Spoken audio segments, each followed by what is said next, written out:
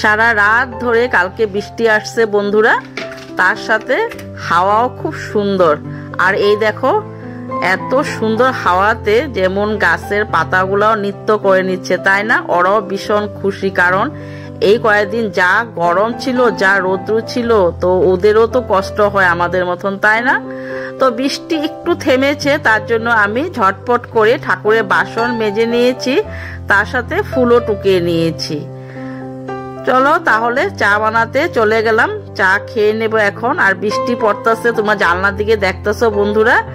একটু টাইমের জন্য বৃষ্টিটা মানে থেমেছিল, তখন গায়ে আমি কি করেছি, বাসনগুলো ঠাকুরের মেজে নিয়েছি, চা খেয়ে নিয়েছি। এই বৃষ্টির মধ্যে চা না খেলেও ভালোও লাগে না, আর এমনিও আমি সকালে 1 কাপ আমার চা চাই।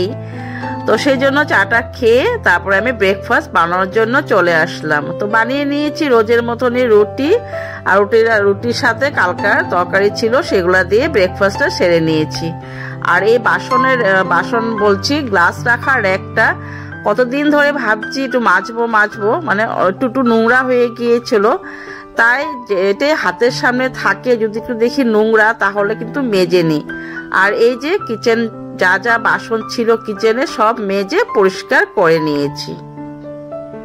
তারপর চলে গেলাম বেডরুমে শিবমের বিছনাটা উঠানোর জন্য। এইভাবে যদি নিজের সংসারটাকে গুছিয়ে পরিষ্কার করে রাখি, তাহলে কিন্তু মনটাও অনেক ফিট থাকে, বা মনটাও অনেক মানে ফ্রেশ থাকে, যে নিজের ঘরটাকে আমি পরিষ্কার করে রাখতে পারি। এইভাবে নোংরা করে রাখলে ভালোও লাগে না, সেজন্য আমি চেষ্টা করি রোজ দিন আমি নিজের ঘরটাকে খুব সুন্দর করে পরিষ্কার করে গুছিয়ে পরিষ্কার করে রাখতে পারি। চলো বন্ধুরা, স্নান করে পূজা টুজা দিয়ে এখন চলে আসলাম কিচেনে, রান্না বাড়া করে নেব। আর রোজের মতনই পূজা দেওয়া, তারপর ঘর মোছা, সেগুলো সব কমপ্লিট হয়ে গিয়েছে। আর বৃষ্টিটা এখন নেই, কিন্তু ওয়েদারটা কিন্তু দারুণ ওয়েদার আজকে, একদম খুব সুন্দর, মানে হাওয়াও দিচ্ছে, তার সাথে রৌদ্র তো নেই, মেঘলা করে রয়েছে। খুব সুন্দর ওয়েদার আমাদের এখানে, দেখো খুব সুন্দর ওয়েদার, একদম মানে শান্তি লাগতেছে, ভালো লাগতেছে। যাই হোক, ভালো লাগতেছে বলবো কি জানো বন্ধুরা, আমার এই যে স্কিনে ডক্টরে যে মানে ওষুধ দিয়েছিল রাত্রেবেলা খাওয়া, মানে ঘুমানোর আগে খাওয়ার জন্য, তো সেই ওষুধটা খাওয়ার পর রাতে ঘুমটা কমপ্লিট হয় না মানে কি দোষটা আমারই, কারণ ডক্টরে বলে দিয়েছিল জলদি খাওয়ার জন্য, ধরো 8টার মধ্যে ভাত খেয়ে ওষুধটা খেতেই হবে। আর আমরা ভাত খেয়েছি 11টার সময়, 11টা 10-15তে আমি ওষুধটা খেয়েছি। তারপরে ওষুধটা তো মানে হয়নি, খাওয়াটা টাইমটা মানে আলাদা হয়ে গিয়েছে।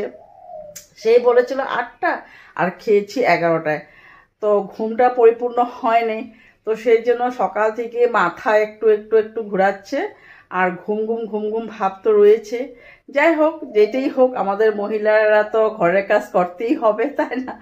তো এই যে চলে আসলাম কিচেনে। আর এই যে দেখো, এই মরা পাট নিয়ে আসছি। এটা হলো মরা পাট বলবো না, আমাদের আসামে টেঙা মরা পাত বলে, এটাকে বলে টেঙা মরা পাত, তার মানে টক শাক আর কি। তো এটা টক শাক খায় না এটা অ্যাকচুয়ালি, এটা মানে ডাল দিয়ে বা মাছ দিয়ে, ছোটো মাছ দিয়ে এভাবে ঝুল খেলে ভীষণ দারুণ লাগে। তো মাছ তো নেই, তার জন্য ভাবতেছি এই শাকটাকে আমি একটা করে পাতা তুলে নিতে হবে।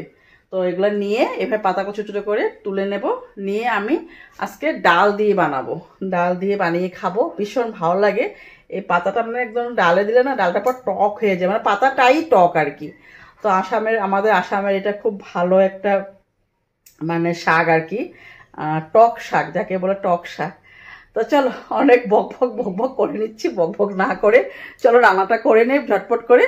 আর এদিকে চাউলটাও ভিজিয়ে রেখেছি, ডাল ভিজিয়েছি, চাউল ভিজিয়েছি, আর এখন কুটা বাটা যা করতে হবে সেগুলো করে নেব। চলো দেখতে থাকো, আশা করি তোমাদের খুব ভালো লাগবে, স্কিপ না করে তোমরা দেখতে থাকো। তাহলে চলো বন্ধুরা, এই কয়েকটা নিচ্ছি, নাহলে বেশি টক হয়ে যাবে। তো এই কয়েকটাই বেছে নিয়েছি, আর এইগুলা যদি ছোটো মাছ নিয়ে আসে তো রান্না করবো, নাহলে দেখি কেমন রান্না করি। ডালটা আমি আগে সিটি মেরে নিয়েছি, তারপর পাতা দিয়ে দিলাম, টক পাতাগুলা দিয়ে দিয়েছি। আর একটু উতলান হয়ে গেলে আর একটু সিদ্ধ করে নেব, তারপর আমি ডালটাকে সম্বার দিয়ে দেব। ভীষণ টক হয় জানো বন্ধুরা, তোমাদের এখানে এটা আছে কি জানি না, কিন্তু আমাদের আসামের মানে অনেক এটা 1 নম্বর মানে টক আর কি, কি বলবো, ভীষণ ভীষণ। তো এই যে সুন্দর সিদ্ধ হয়ে গেল, এখন আমি এটা সম্বার দিয়ে নেব।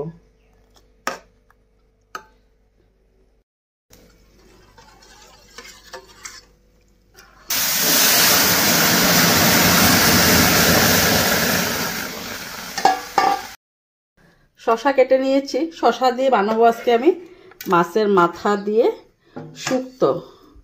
তো শুক্তো বানাবো, সেজন্য মেথি কটটা সম্বার দিয়ে দিয়েছি।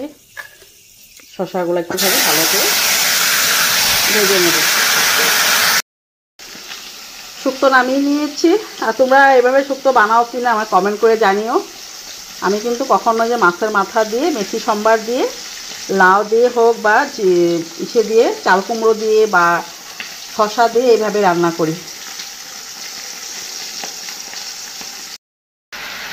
বসিয়ে দিলাম টমেটো দিয়ে আলু দিয়ে একদম হালকা পাতলা রান্না।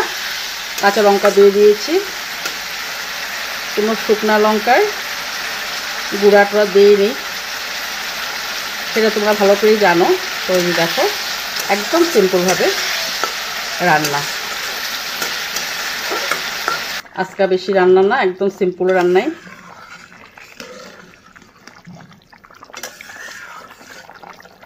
তাহলে চলো একবারে আসছি তোমাদের পাশে সন্ধ্যায়। চলো বন্ধুরা, একদম সন্ধ্যায় চলে আসলাম, সন্ধ্যাবাতি দিয়ে এখন চা খাওয়ার পাল্লা। তো ওইদিকে দুধ একটুই রয়েছে, বেশি না, দাদা ভাই এখন নিয়ে আসবে। তো আমি আর শিবম চাটা খেয়ে নিয়ে হয়ে যাবে, আমাদের দুজনের জন্য হয়ে যাবে, ছেলের জন্য, ছেলে আর আমার জন্য। আর দাদা ভাইকে বললাম ফোন করে দুধটা নিয়ে আসবা। আর এখন আমি এই সসপ্যানটা নিয়েছি, যা কাণ্ড হয়েছে সকালে, আর এই সসপ্যানটা আমি ইউজ করব না। তো চলো চাটা বানিয়ে খেয়ে নিই। আজকে চাটা স্পেশাল করে বানিয়ে নিচ্ছি বন্ধুরা। এক দিদি ভাই দেখেছি, নামটা ঠিক ভুলে গেলাম, চা বানানো একটা শর্টস দিয়েছিল, সেই শর্টসের মধ্যে দেখলাম এইভাবে হাতা মধ্যে মানে হিলিয়ে হিলিয়ে খুব সুন্দর করে চাটা বানিয়েছিল। তো আজকে না খুব ইচ্ছা করতেছে ওই দিদি ভাইয়ের মতন চাটা বানানোর জন্য। আর দিকে ছেলে চানা আর কি জানি কি বেড়ে নিচ্ছে, দেখাই তোমাদেরকে। ওর সাথে গল্প করতে করতে আমি চাটা বানিয়ে নিচ্ছি। ও হ্যাঁ, চানা আর কি নিয়ে আসছে ও, তো আমার সাথে সেটাই গল্প করতেছিল। ওহ, আঙ্গুলটা চলে আসে বারে বারে। তাহলে চলো চাটা খেয়ে নিই, তারপর আবার আসছি তোমাদের পাশে। সব নিয়ে নিবি, চানা একটু লাগবো নাকি? হয়ে যাব।